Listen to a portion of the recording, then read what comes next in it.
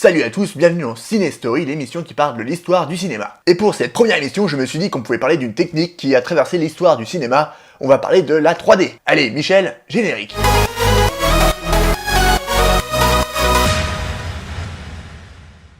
Contrairement à ce que beaucoup de gens pensent, la 3D au cinéma ne date pas de 2009 avec la sortie d'Avatar. Non, il faut remonter il y a beaucoup plus longtemps, dans les années 50. Et ouais, à cette époque-là, les gens commencent à délaisser le cinéma au profit de la télévision. C'est pourquoi les studios de cinéma ont l'idée de faire des films en 3D pour faire revenir les gens dans les salles. Jusqu'ici, la 3D avait fait l'objet que de quelques expérimentations, mais jamais sur des longs métrages diffusés à grande échelle. On doit donc développer de nouvelles techniques pour pouvoir tourner et diffuser en 3D, et pour ça, on doit tourner avec 2 caméras et diffuser avec 2 projecteurs, parce que, comme vous le savez, la 3D, c'est 2 images superposées qui créent un relief. Et à l'époque, le tout premier film en 3D de l'histoire, c'est Bwana le Diable, sorti en 1952. Et comme vous pouvez le voir, on utilisait à l'époque 2 images teintées de 2 couleurs différentes, qu'on filtrait ensuite pour chaque œil avec les fameuses lunettes au vert, rouge et bleu. Et le succès est au rendez-vous et le public revient dans les salles de cinéma grâce à des films qui sont maintenant devenus cultes, comme La créature du lac noir ou Le crime était presque parfait d'Alfred Hitchcock. Et oui, Alfred Hitchcock a fait un film en 3D, qui est d'ailleurs sorti en Blu-ray 3D et que je vous conseille fortement de voir en 3D parce que c'est super intéressant,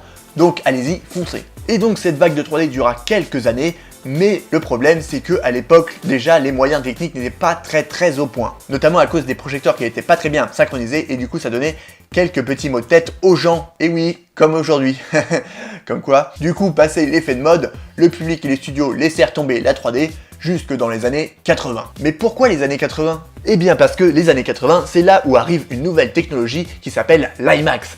L'IMAX c'est quoi ? C'est juste un super grand écran en fait. Bon, en vrai c'est un petit peu plus compliqué que ça, mais on en reparlera une prochaine fois. Mais en tout cas, c'est un format qui a été créé pour favoriser l'immersion du spectateur dans le film, mais quoi de mieux que la 3D pour encore plus s'immerger dans le film, et c'est comme ça que les studios ont ressorti du placard la 3D. Mais malheureusement, au bout de quelques années, le public se lassa, et les studios abandonnèrent très vite la 3D, encore une fois. Mais elle va vite revenir dans les années 2000 grâce à un homme en particulier, et vous savez qui c'est ?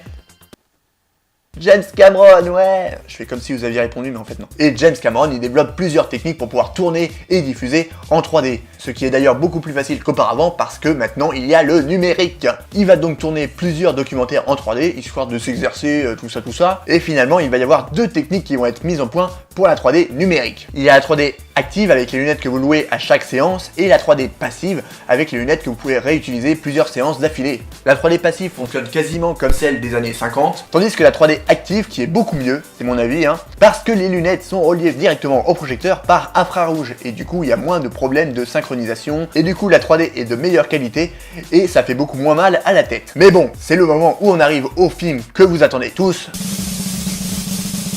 Avatar! Et c'est ce film sorti en 2009 qui va lancer la dernière vague de 3D que l'on connaît aujourd'hui. Et du coup, après ce film, tous les studios se sont lancés dans la 3D, quitte à même convertir des films en 3D qui n'étaient pas vraiment prévus pour être en 3D à la base. Et oui, il y a pas mal de films qui sont ressortis en 3D, comme les Star Wars ou Le Monde de Nemo. Mais bon, il y a eu quand même quelques films intéressants qui utilisaient très bien la 3D. On peut parler de l'Odyssée de Pi, Adieu au langage, Gravity, ou encore The Walk. Reste à savoir si le public continuera à aller voir des films en 3D, même si selon moi il y a de moins en moins de séances proposées en 3D par les cinémas, parce que les gens se plaignent d'avoir mal à la tête ou que ça n'apporte rien au film, c'est pas faux. Et j'irai encore plus loin, une mauvaise 3D peut carrément gâcher un film, surtout s'il n'a pas été pensé par son réalisateur pour être tourné en 3D. Mais peut-être qu'un jour on aura une 3D super agréable et sans lunettes. Il paraît même que James Cameron nous prépare ça pour les prochains Avatars. Bon, c'est pas avant 2020, on a encore le temps de voir venir ça. D'ici là, j'espère qu'il y aura encore plein d'autres films super intéressants à voir en 3D, parce que c'est pas que du mauvais la 3D, Me fais pas dire que je l'ai pas dit, Mais n'hésitez pas à me dire ce que vous pensez de la 3D, vous, en commentaire. Dites-moi, j'attends vos commentaires en commentaire. Cette phrase est très bizarre, mais bon. Et évidemment, likez et partagez cette vidéo, abonnez-vous à la chaîne. Je vous dis à bientôt pour une prochaine vidéo. D'ici là, portez-vous bien, mangez des frites. Ciao.